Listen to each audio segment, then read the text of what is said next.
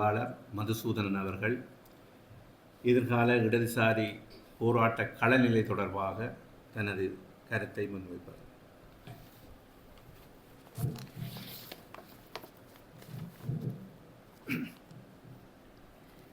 இந்த நிகழ்வுக்கு தலைமையாங்கிக் கொண்டிருக்கின்ற தோழர் ஜனகன் அவர்களே மற்றும் இங்கு வருகை தந்திருக்கக்கூடிய ஏனைய நண்பர்களே, தோழர்களே,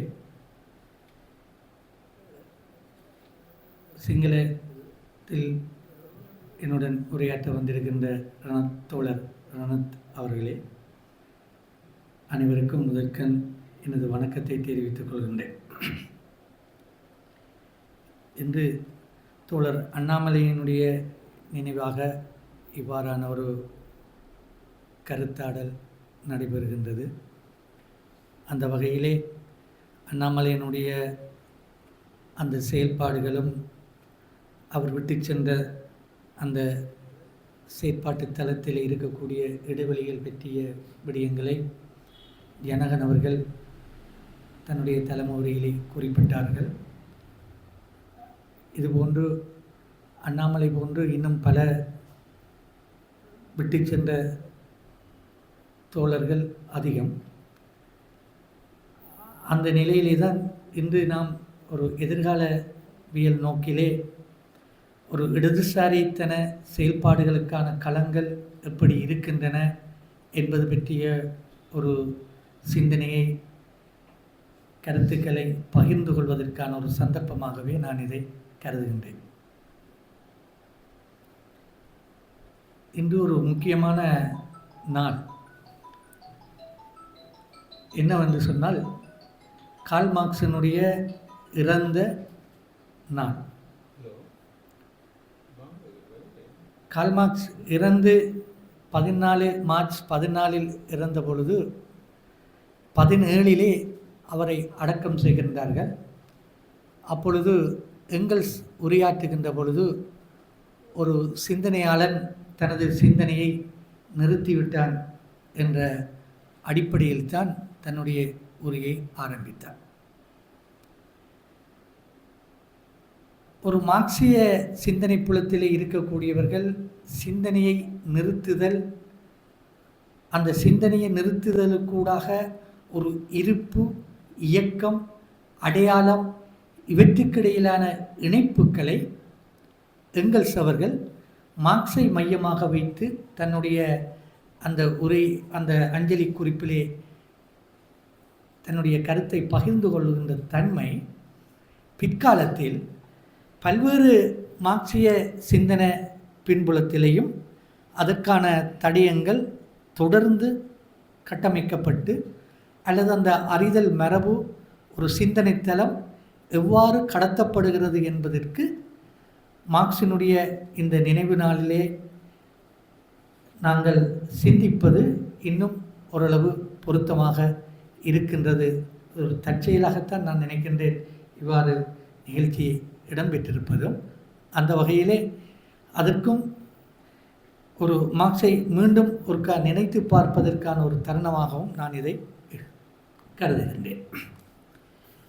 ஜனகன் அவர்கள் குறிப்பிட்ட பொழுது 1920கள் வட்டுக்கோட்டை ஜெஃப்னா காலேஜ் என்று அன்று அழைக்கப்பட்ட ஜெஃப்னா காலேஜில் படித்த மாணவர்களாக இருந்த, உயர்கல்வி படித்த மாணவர்களாக இருந்தவர்களுடைய ஒரு அணி திரட்டலில் தான் யாழ்ப்பாணம் இளைஞர் காங்கிரஸ் என்ற அமைப்பு ஆரம்பிக்கப்பட்டது. அந்த யாழ்ப்பாணம் இளைஞர் காங்கிரசினுடைய அமைப்பு கூடாகத்தான் ஒரு இலங்கையில் ஒரு முற்போக்கு சிந்தனைக்கான, ஒரு பகுத்தறிவு சிந்தனைக்கான, அந்த முற்போக்கு பகுத்தறிவு சிந்தனையினுடைய இணக்கம் ஒரு இடதுசாரி சிந்தனைகளை நோக்கி மையங்கொள்கின்ற, நகர்கின்ற ஒரு பின்னணி 20களுக்கு பிறகு யாழ்ப்பாணத்திலே மையங்கொண்டு வளர்ந்த ஒரு தன்மை நாம் கவனத்தில் கொள்ள வேண்டிய ஒரு விடயம். 1924 இளைஞர் காங்கிரஸ், அன்று மாணவர்களாக இருந்தவர்கள் மாணவர் காங்கிரஸ், பின்னர் இளைஞர் காங்கிரஸாக படிமலர்ச்சி பெற்று குறிப்பாக ஒரு முற்போக்கு இடதுசாரி சிந்தனைகளுக்கான களத்தை திறந்து விடுகின்ற ஒரு தன்மையை நாம் இதே காலத்திலே பார்க்கிறோம். இன்று யாழ்ப்பாணத்திலே ஒரு முற்போக்கு இடதுசாரி சிந்தனை களம் திறக்கப்பட்டிருக்கிறது என்று சொன்னால் அது இளைஞர் காங்கிரசினுக்கூடாக அந்த இளைஞர் காங்கிரஸில் ஈடுபட்ட பலர் பின்னர் லங்கா சமசமசாய கட்சியினுடைய உறுப்பினர்களாக செயல்பாட்டாளராக வந்தார்கள் என்பதும் ஒரு தற்செயல் அல்ல. அது ஒரு தர்க்க ரீதியாக அதை நோக்கி இட்டு சென்றது. அன்றைக்கு இருந்த இளைஞர்களை ஒரு சமூக நீதியின் பாற்பட்டு சமூக சமத்துவத்தை நோன்பாற்பட்டு அவர்களை உந்தி தள்ளியதற்கு அன்றைக்கு இருந்த மார்க்சியம் ஒரு அடிப்படையாக இருந்தது என்பதை நாம் புரிந்து கொள்ள வேண்டியிருக்கிறது. இதற்கு பின்னர் பல்வேறு லங்கா சமசமாய கட்சியில் இருந்து பல்வேறு கட்சிகள், இலங்கை கம்யூனிஸ்ட் கட்சி, பிற கம்யூனிஸ்ட் கட்சியில் இருந்து பல பிளவுகள், பல்வேறு கட்சிகள் என ஒரு நீண்ட நெடிய மரபு இந்த இலங்கை இடதுசாரி கட்சி இந்த பாரம்பரியத்துக்கு இருக்கிறது என்பது முக்கியம். இதில் இவர்களுடைய செயல்பாடுகள் எந்தளவுக்கு ஏதோ ஒரு விதத்தில் இலங்கையினுடைய சூழலில் பல மாற்றங்கள் உருவாவதற்கு காரணமாக இந்த இடதுசாரிகளுடைய செயல்பாடுகள் இருந்திருக்கிறது என்பதில் மாற்று கருத்து இருக்க முடியாது.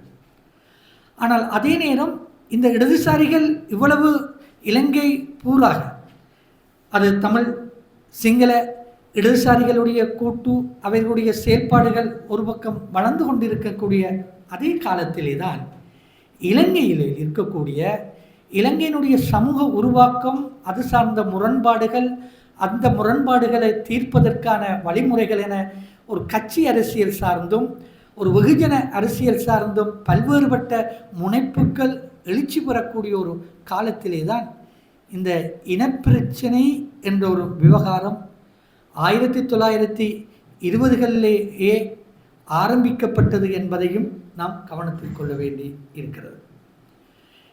இலங்கை தேசிய காங்கிரஸிலிருந்து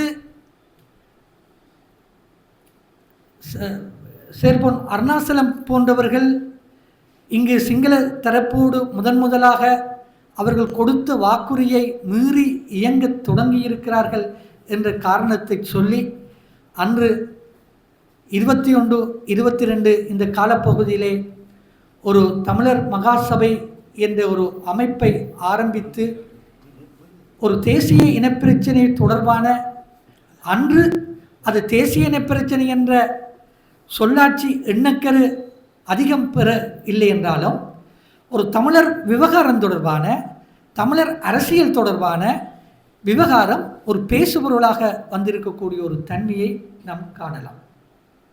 இதே காலத்திலே தான் இங்கால இளைஞர் காங்கிரஸ் எழுச்சி பெற்ற இந்த காலத்திலே 1922 ஈவேரா பெரியார் யாழ்ப்பாணம் வந்து குறிப்பாக இந்த இளைஞர் காங்கிரஸுக்கு ஒரு சமூக நீதியின் பாற்பட்டு இயங்குவதற்கான ஒரு பகுத்தறிவு, ஒரு சுயமரியாதை இயக்க சிந்தனைகளை விதைக்கின்ற தன்மையையும் யாழ்ப்பாணத்து சூழலிலே காணக்கூடியதாக இருந்தது.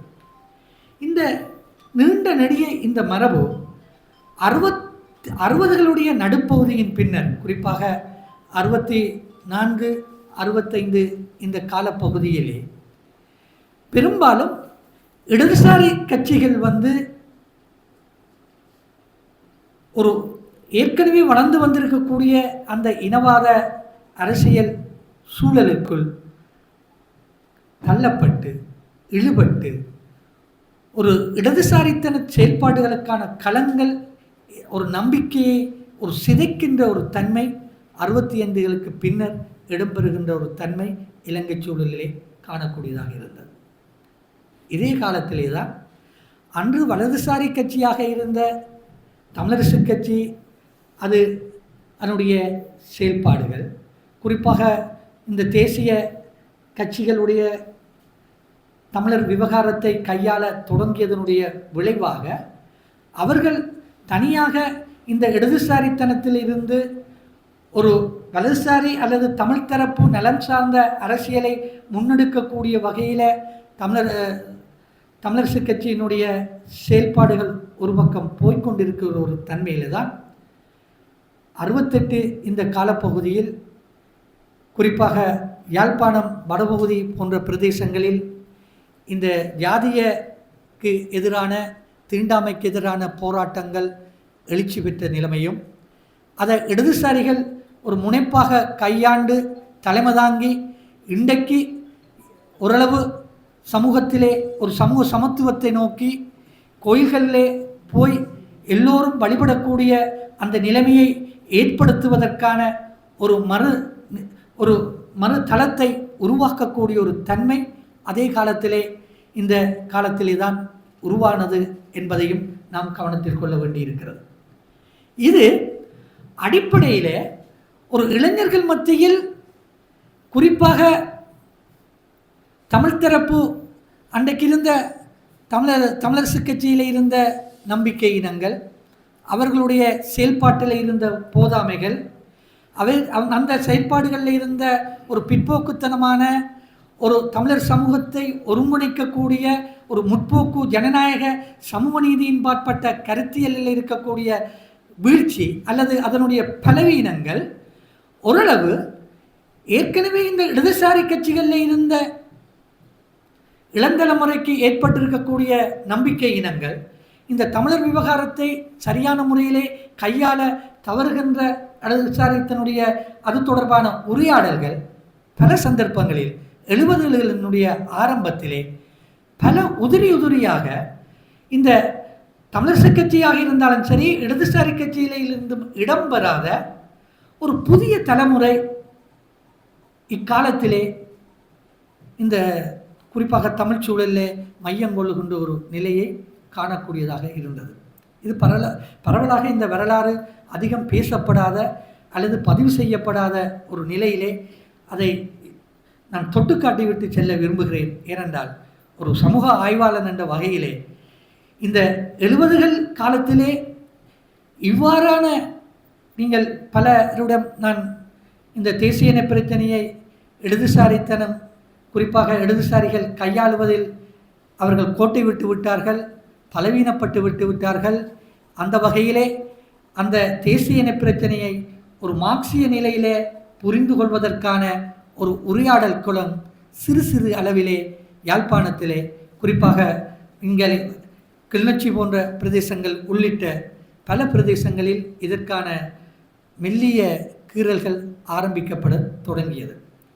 இது படிப்படியாக இடதுசாரித்தன செயல்பாடுகளில் இருந்து முந்தையவர்கள் பழைய தலைமுறை மீண்டும் மீண்டும் அந்த கட்சிகளுடன் நம்பிக்கை கொண்டிருக்கக்கூடிய ஒரு நிலையிலே ஒரு இளந்தலைமுறை அதிலிருந்து விடுபட்டு ஒரு புதிய அரசியல் வழிமுறையை நோக்கி செல்கின்ற ஒரு காலம் இந்த காலத்திலே உருவானது.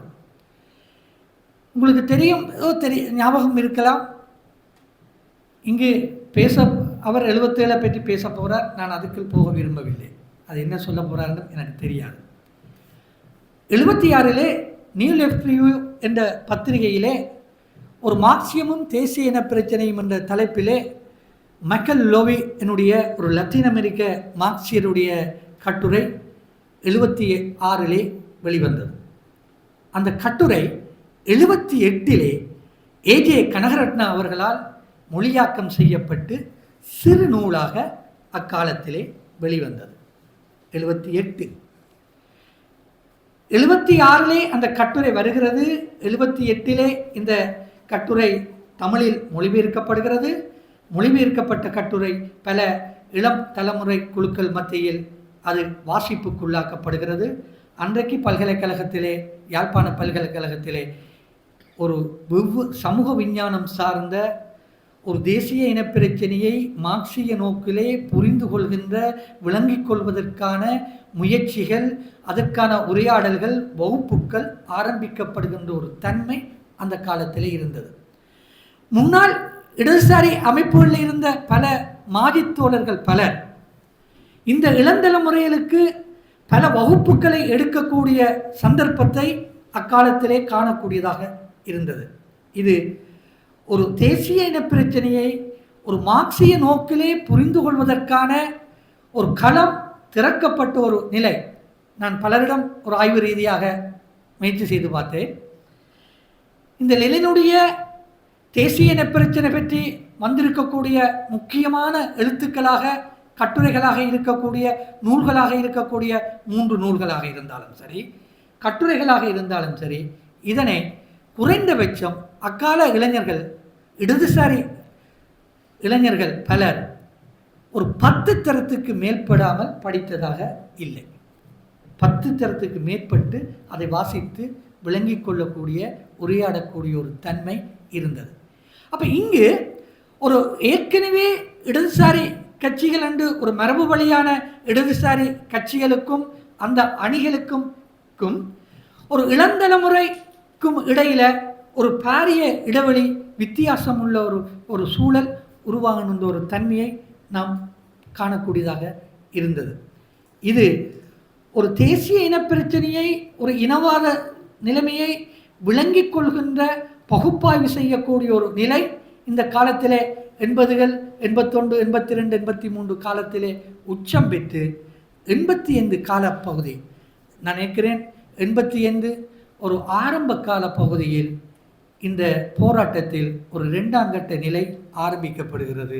அது பலரும் அவதானிக்காத அல்லது பலரும் சொல்ல தவிர்க்கின்ற ஒரு காலம் இந்த காலம். ஏனென்றால் இந்த காலத்திலே 83 இந்தியாவினுடைய இந்த போராட்டத்தில் ஏற்பட்ட தாக்கம், இந்த இயக்கங்களினுடைய வீக்கம் 85 உடையுது. 85 உடைஞ்சதுக்கு பின்னர் இந்த தேசிய விடுதலை போராட்டத்தை ஒரு முற்போக்கு இடதுசாரித்தனத்தோடு பார்ப்பதற்கான ஒரு களம், அது அந்த பின்னணி உள்ள அந்த சிந்தனை களம் தேங்கி போக, அதை உடைத்து கொண்டு தனியே ஒரு வலதுசாரித்தனமான ஒரு தனியே விடுதலை என்று சொல்லப்படுகின்ற, அல்லது போராட்டம் என்று சொல்லப்படுகின்ற, அல்லது தனிநாட்டு கோரிக்கை என்று சொல்லப்படுகின்ற விடயத்தோடு மட்டும் போனதனுடைய நிலைமைதான் பின்னர் நாங்கள் பேசுகின்ற, அல்லது தோல்வியடைந்த, அல்லது ஆயுத போராட்டம் மௌனிக்கப்பட்ட வரலாறெல்லாம் பின்னர் உள்ள காலப்பகுதியைத்தான் நாம் சொல்லுகிறோம். ஆனால் இந்த காலத்திலே இருந்த இந்த தேசிய இன பிரச்சனையை ஒரு மார்க்சிய நோக்கிலே விளங்கிக் கொள்ளக்கூடிய ஒரு நிலை வந்த பொழுது, இது ஒரு பெரிய வாத பிரதிவாதங்களை ஏற்படுத்தின பொழுது, இதிலே ஏஜே கனகரட்னா, சிவத்தம்பி போன்றவர்கள் இந்த இளைஞர்களுக்கு பதில் சொல்ல வேண்டிய கடப்பாடு வருகின்ற பொழுது, அப்பொழுது அவர்கள் சொன்னார்கள், இப்பொழுது சுயபாஷா தமிழ் மூலம் படித்த ஒரு சிங்கள தமிழ் இடதுசாரிகள் என்ற ஒரு இளைஞர் கூட்டம் வந்துவிட்டது. இங்கால் சிங்கள மொழி மூலம் படித்த ஒரு இடதுசாரி சிங்கள தோழர்கள் வந்துவிட்டார்கள். இது ரெண்டுமே கூறுபட்ட நிலையிலே, 2 நில அரசியலில் மையம் கொள்ளுகின்ற ஒரு நிலையில் அது போய்கொண்டிருக்கின்ற ஒரு நிலை.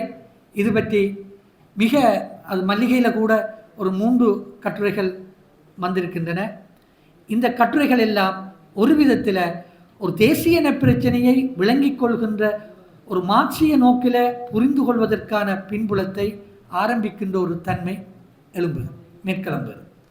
அதிலேயும் குறிப்பாக இந்த விடுதலை அரசியல் என்ற விடயம் ஒரு அடிப்படையில் ஒரு கோட்பாட்டு ரீதியிலே புரிந்து கொள்வதற்கான மார்க்ஸ், எங்கல்ஸ், லெனின், மாவோ சேதுங் என்று சொல்லப்படுகின்ற அந்த முதல் தலைமுறையில் இருந்து பின்னர் கிராம்சி, அல்தூசர் என பின்னர் வந்திருக்கக்கூடிய மார்க்சிஸ்டுகள் வர, இங்கால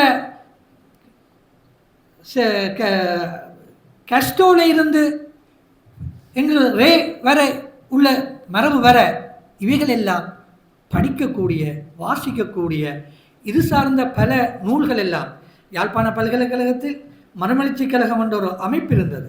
அந்த மறுமலர்ச்சி கழகத்தில் இருந்து ஒரு பிரிவினர் பிரிந்தார்கள். அவர்கள் இந்த சுவல்நாயில் இருக்கக்கூடிய இந்த கிராமப்புறங்களில் வேலை செய்வது எப்படி, மக்கள் மத்தியில் வேலை செய்வது எப்படி, இவை பற்றிய நூல்கள் எல்லாம் அக்காலத்திலே பிரசுரித்தார்கள், சிறு நூல்களாக பிரசுரித்தார்கள். இவைகளெல்லாம் ஒரு இளந்தலைமுறை வாசகர்களுடைய ஒரு வாசிப்புக்கும் ஒரு ஒரு புதிய ஒரு மாற்று கண்ணோட்டத்துக்கான ஒரு தமிழர் விவகாரத்தை புரிந்து கொள்கின்ற சிங்கள தொழிலாள விவசாய இந்த பகுதிகளை புரிந்து கொள்ளக்கூடிய தமிழ் தரப்பு வெறுமனவே தனக்கான விடுதலை மட்டுமல்ல, ஒரு சிங்கள இடதுசாரியினுடைய ஒரு அவர்களை ஒரு நட்பு சக்தியாக, ஒரு ஆதரவு சக்தியாக, ஒரு பிரதானமான தங்கி இருக்கக்கூடிய சக்தியாக இந்தியாவில் இருந்து பார்ப்பதை விட ஒரு தமிழக இங்கே தென்பகுதியில் இருக்கக்கூடிய தொழிலாள விவசாய அந்த வர்க்கங்களோடு இணைந்த ஒரு புரட்சிகர போராட்டத்தை முன்னெடுக்கக்கூடிய பல உரையாடலுக்கான களங்கள் திறக்கப்பட்டன, அதற்கான வாய்ப்புகள் வந்தன. ஆனால் இந்த எந்த போராட்டத்திலையும் எதிர்ப்புரட்சியர் சக்திகள் எந்த தரப்புகளாலேயும் வர முடியும். அது தமிழ் தரப்பும் விதிவிலக்கு அல்ல. சிங்கள சமூகமும் தமிழ் தரப்பும் இணைந்திடக்கூடாதுன்றதிலேயே பல்வேறு சர்வதேச பின்னணியில இருந்து இறக்கப்பட்ட பலர் இங்கு வேட்டையாடத் தொடங்கினார்கள். இவைகளெல்லாம் இரண்டு சமூகங்களுக்கு இடையில ஒரு இணக்கமான போக்கை கொண்டு போவதில் பல்வேறுபட்ட பிரச்சனைகளை இருந்திருக்கக்கூடிய ஒரு தன்மை இன்று வரை இருக்கிறது. இதில் திருப்பி திருப்பி தமிழ் சமூகத்தில் இருக்கக்கூடிய துரதிருஷ்டமான இடம் என்னவென்று சொன்னால், எங்கள்கிட்ட இருந்த இந்த தத்துவ கோட்பாட்டு வறுமை. இந்த தத்துவ கோட்பாட்டு வறுமை இடதுசாரிகள் மத்தியில் இருந்து வீழ்ச்சி அடைந்த ஒரு பகுதி. ஒரு இளந்தலைமுறையிடம் அது கையளிக்கப்பட்டாலும் கூட அதை தொடர்ந்து ஒரு வெகுஜனமயப்படுத்துகிறதுல, ஒரு சமூகமயப்படுத்துறதுல அன்றைக்கு இருந்த பல்வேறுபட்ட முரண் சூழல்கள் அதற்கு களத்தை கொடுக்கவில்லை என்பதையும் நாம் கவனத்தில் கொள்ள வேண்டிய ஒரு நிலை இருக்கிறது. இந்த நேரத்திலே தான் எங்களுக்கு ஒரு இலங்கை சமூகம் தொடர்பான வர்க்க பகுப்பாய்வு எங்களிடம் சரியாக இல்லை. சமூகத்தில் வர்க்க பகுப்பாய்வு இல்லை என்று சொன்னால் எங்களுக்கான போராட்ட களங்கள் பற்றிய எங்களுடைய தொழிலாள விவசாய ஒரு முரண்பாடுகள் ஒரு இன ரீதியாக எப்படி இருக்கிறது, பிரதேச ரீதியாக எப்படி இருக்கிறது, இதுகளையெல்லாம் பகுத்து ஆராய்ச்சி செய்யக்கூடிய வாய்ப்புகள் எங்கள் மத்தியில் இருக்கவில்லை. இது இன்றைக்கு வரைக்கும் நீங்கள் இந்திய சுதந்திர போராட்டத்தில் பார்த்தீங்கன்னு சொன்னால் பல்வேறு போராட்டத்தில் ஈடுபட்ட இடதுசாரி பின்னணியில் வந்தவர்கள் ஊடகத்துறையில் செல்வாக்கு செலுத்தக்கூடியவர்களாக இருந்தார்கள். இன்றைக்கும் தமிழகத்தில் இருந்து படிக்கக்கூடிய பல விஷயம் என்னன்னு சொன்னால், ஒரு ஊடகத்துறையில் ஒரு இடதுசாரி பின்னணியில் கருத்தாக்கம் செய்யக்கூடிய மக்களை விழிப்புணர்வூட்டி அவர்களுக்கு கல்வியூட்டக்கூடிய வாய்ப்பு அங்கே இருக்கிறது. ஆனால் இலங்கையில் அது சிங்கள சமூகமாக இருந்தாலும் சரி, அது தமிழ் சமூகமாக இருந்தாலும் சரி, ஒரு இடதுசாரித்தனமான குறுக்கூடு செய்வதற்கான வாய்ப்பு, அந்த சந்தர்ப்பங்கள் இயல்பாக இருந்தும் அது ஏதோ ஒரு விதத்தில் அந்த இனவாத அடித்தளத்துக்குள் கூறுபட்டு இருக்கக்கூடிய ஒரு நிலை ஒரு இடதுசாரி போராட்டங்களை தொடர்ந்து முன்னெடுத்து செல்கின்ற ஒரு வாய்ப்புகள் இல்லை என்பதை புரிந்து கொள்ள வேண்டும். இந்த இடத்துல நீங்கள் காலிமுகத்திடலில் ஏற்பட்டிருக்கக்கூடிய இந்த ஆட்சி மாற்றத்துக்காக நடந்த இளந்தலைமுறையினுடைய போராட்டத்தை நீங்கள் பார்த்தாலும் கூட அது ஒரு அடிப்படையில் ஒரு இடதுசாரித்தனமான ஒரு மார்க்சிய பின்னணியில் ஒரு எதிர்கால புரட்சிக்கான ஒரு பரிசீலனையோடு நடந்தது என்று சொல்வதற்கில்லை.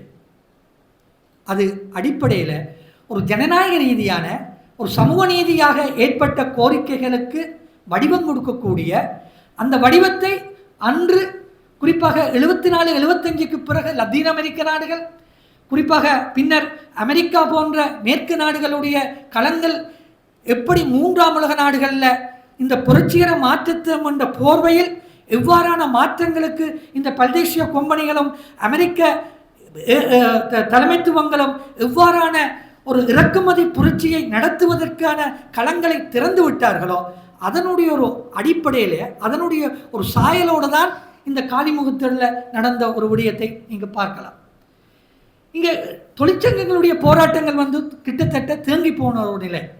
இன்றைக்கு தொழிற்சங்கங்கள் ஒரு தொழிலாளர்களுடைய அல்லது விவசாயிகளுடைய உழைக்கும் மக்களுடைய அந்த தொழில் சார்ந்த பிரச்சனைகளை முன்னெடுக்கக்கூடிய அளவுக்கு ஒரு தொழிற்சங்கங்கள் ஒரு வலுவான நியாயமான கோரிக்கைகளுக்காக அந்த கோரிக்கைகளுக்கூடான ஜனநாயக போராட்டங்களை ஒரு சமூக மாற்றத்துக்கான ஒரு ஒரு புரட்சிகர மாற்றத்தை நகர்த்துகின்ற வகையில் அந்த போராட்டங்களை நடத்தக்கூடிய அளவுக்கு இன்றைக்கு நிலைமை இல்லை.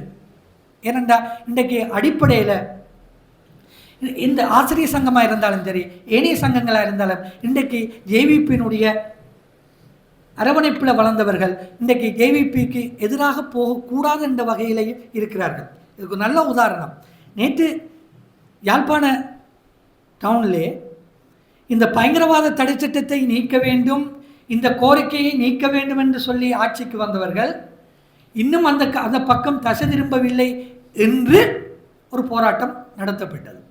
நியாயமான போராட்டம், நியாயமான கோரிக்கைகள்.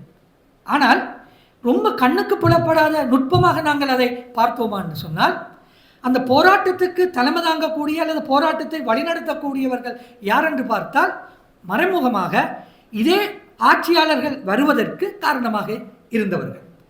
அப்போ இங்கு இந்த ஆட்சியாளர்கள் எதிர்காலத்தில் தங்களுக்கான போராட்டங்களை கூட தங்கள் சார்ந்த நபர்களே கையிலே எடுக்கக்கூடிய ஒரு வாய்ப்பை உருவாக்கக்கூடிய ஒரு சந்தர்ப்பங்கள் இருக்கிறது என்பதற்கு ஒரு உதாரணமாகத்தான் நேற்றையான அந்த நிகழ்ச்சியை நாம் பார்க்கக்கூடியதாக இருக்கிறது. இப்போ யாழ்ப்பாண பல்கலைக்கழகத்திலே இந்த பேரவை உறுப்பினர்கள் மாற்றப்படும். பல பேர் அதுக்கு எதிர்ப்பு தெரிவித்தார்கள், கருத்து சொன்னார்கள். நான் சொன்னேன் என்ன சொன்னால், பல நண்பர்களுக்கு இது இன்றைக்கு நேற்று இல்லை, பல்கலைக்கழகம் தொடங்கப்பட்ட காலத்திலேயே அரசியல் கல்விக்குள் புகுத்தப்பட்டாச்சு. அப்போ ஒவ்வொரு காலகட்டத்திலும் இபிடிபி அல்லது தமிழரசு கட்சி தங்களுக்கு தேவையான ஆட்களை நியமிக்கலாம்.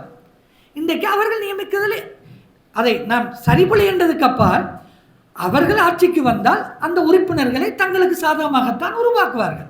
இதுதான் நடைமுறை, இதுதான் ஒரு பண்பாடாக மாற்றிக்கொண்டு வருகிறது.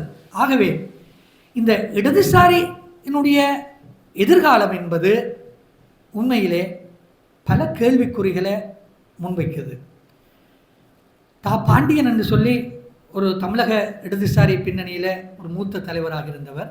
அவர் இறப்பதற்கு முன்னர் எழுதின ஒரு புத்தகத்துக்கு தலைப்பு பொது உடைமையின் எதிர்காலம். அந்த பொது உடைமையின் எதிர்காலம் என்று அவர் எழுப்பி இருக்கக்கூடிய பல்வேறு வினாக்களும் கேள்விகளும் இன்றைக்கு வரைக்கும் தமிழக சூழலில் எந்த மார்க்சிய கட்சிகள் வட்டங்களையும் விவாதிக்கப்படாத ஒரு மறைக்கப்பட்ட ஒரு பிரதியாகவே இருக்குது. இதுபோல் எங்கள் மத்தியில் எங்களுடைய தேசியன பிரச்சனைக்கும் மார்க்சியத்துக்குமான உறவு அது எங்கள் மத்தியில் மட்டுமல்ல, சர்வதேச ரீதியாகவும் அது இன்னும் ஒரு தீர்க்கப்படாத கணக்கு உள்ள ஒரு விடயம். இன்றைக்கும் லத்தீன் அமெரிக்க, குறிப்பாக ஆசிய ஆப்பிரிக்க லத்தீன் அமெரிக்க நாடுகளை மையப்படுத்திய இடதுசாரிகளுடைய முனைப்பு வீச்சு இன்றைக்கு கூடுதலாக வளர்ந்து கொண்டிருக்கிறது. இந்த சமூக நீதி, சமூக சமத்துவத்தை ஒரு விரிந்த அர்த்தத்தில் விடுதலை அரசியல், விடுதலை கோட்பாடு என்று சொல்லக்கூடிய அளவுக்கு அதை விரித்து சிந்திக்கக்கூடிய ஒரு நிலை வந்திருக்கிறது. ஆகவே இவ்வாறான இந்த மார்க்சியத்தை ஒரு விடுதலை சிந்தனையாக, விடுதலை கோட்பாடாக இன்றைக்கும் ஒரு முக்கியமான ஒரு இஷ்யூ இந்த சுற்றுச்சூழல் பிரச்சனை, இந்த உலகமயமாக்கல் பிரச்சனை. இன்றைக்கு மார்க்ஸ் விட்டு சென்ற தளங்களை மீண்டும் புதுசாக அந்த தளத்திலிருந்து சுற்றுச்சூழல் பிரச்சனையை பார்க்க எப்படி வர்க்க போராட்டம் மார்க்சியம் முனைப்பான விடயமாக சொல்லுதோ அதே அளவுக்கு சமாந்தரமாக சுற்றுச்சூழல் பிரச்சனை, புவி வெப்பமாதல், காலநிலை மாற்றம், இது ஒரு அடிப்படையான வர்க்க பிரச்சனைகளுக்கு நிகரான மானுட பிரச்சனைகளாக மார்க்சியம் வலியுறுத்துகின்ற ஒரு காலத்திலே வாழ்கிறோம். ஆகவே நாங்கள் மீண்டும் எங்கள் மத்தியில் பல கேள்விக்கணைகள்லாம் மிஞ்சுகிறது. போராட்டங்களுக்கான பாதைகள் எங்களுக்கு சுருங்குது. போராடக்கூடிய வாய்ப்புள்ளவர்கள் எல்லாம் ஒரு ஆளும் அதிகார வர்க்கத்தோடு கூடி குழாவக்கூடிய வாய்ப்புகள் இருக்குது. அதனால் எங்களுடைய போராட்டத்தினுடைய கோரிக்கைகள் மழுங்கடிக்கப்படக்கூடிய, அது சிங்கள தரப்பாக இருக்கலாம், தமிழ் தரப்பாக இருக்கலாம், முஸ்லீம் தரப்பாக இருக்கலாம், மலையக தரப்பாக இருக்கலாம், எந்த தரப்பிலையும்.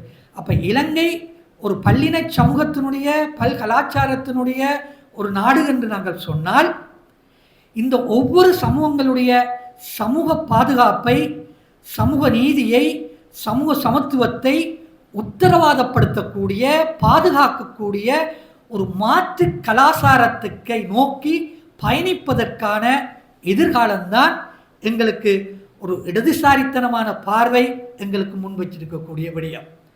எங்களுடைய பார்வை நாங்கள் ஒரு சிங்களவனாக அல்லது தமிழனாக அல்லது முஸ்லீமாக மலையாளனாக இவ்வாறு தனியே நின்று பார்ப்பது என்பது எவ்வளவு முக்கியமோ, ஆனால் இந்த பல்லின இந்த சமூகங்களுடைய பாதுகாப்பை அந்த சமூக நீதியை பாதுகாக்கக்கூடிய உத்தரவாதப்படுத்தக்கூடிய இதை நோக்கி போகணும் என்று ஒரு புதிய அரசியலமைப்பு வருகிறது என்று சொன்னால் அந்த புதிய அரசியலமைப்பு தேசிய இனப்பிரச்சனையை தீர்ப்பதற்கான சமூகங்களுடைய சமூக பாதுகாப்பை, சமூக நீதியை, சமூக சமத்துவத்தை சட்ட ரீதியாக அரசியல் யாப்பு ரீதியாக உத்தரவாதப்படுத்தக்கூடிய அது சார்ந்த கருத்து நிலையினுடைய பின்னணியில சிந்திப்பதும் அதை நோக்கிய செயல்பாடுகளை நோக்கி போவதும் தான் நாங்கள் வேண்டி இருக்கக்கூடிய இந்த காலம்.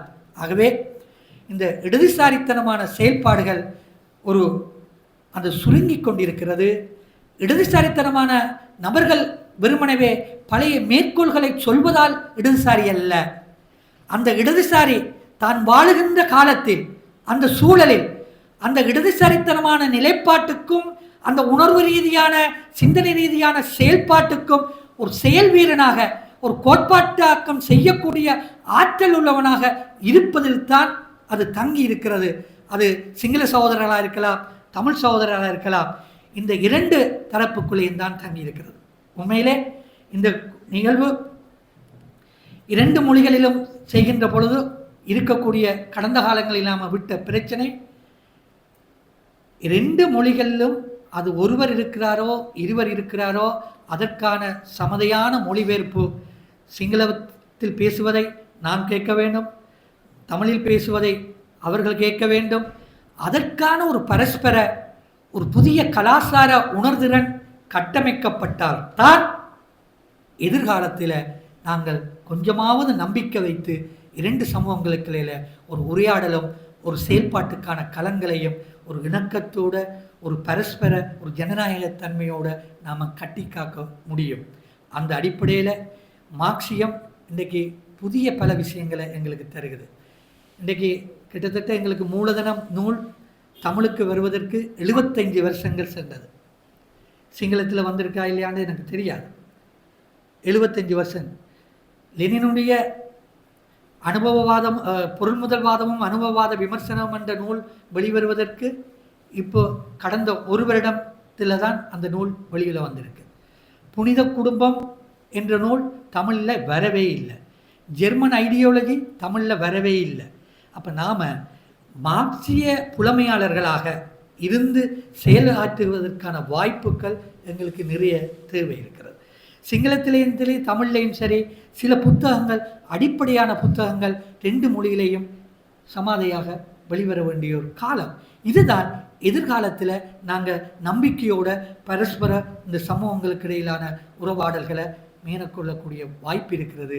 ஒரு புதிய மார்க்சிய பண்பாட்டை நோக்கி ஒரு இடதுசாரித்தனம் தனக்கு மீண்டும் நம்பிக்கை பெற்று வருவதற்கு எங்களுடைய சிந்தனா ரீதியான மார்க்சியம் வெறுமனவே மேற்கோள்களில் மட்டுமல்ல அல்லது 5 வகுப்புகளில் கலந்து கொண்டோம் என்பதில் மட்டுமல்ல, அது படைப்பாக்கம் மிக்கதாக கியூபாவுக்கு எப்படி சாத்தியப்பட்டதோ, எப்படி சீனாவுக்கு சாத்தியப்பட்டதோ, ரஷ்யாவுக்கு சாத்தியப்பட்டதோ, அதுபோல இலங்கைக்குரிய அந்த பல்லின அந்த முரண்பாடுகளை களையக்கூடிய சமூக நீதியை விடுதலை அரசியலை முன்வைக்கக்கூடிய ஒரு மார்க்சிய சிந்தனை ஒரு கோட்பாட்டாக்கத்தை நோக்கி நாம் செல்ல வேண்டும். அதற்கான ஒரு சூழலாக அதற்கான ஒரு சிந்தனைகளை முன்வைத்திருப்பதற்கு நான் என்னுடைய கருத்துக்களை நிறைவு செய்கின்றேன். நன்றி, வணக்கம்.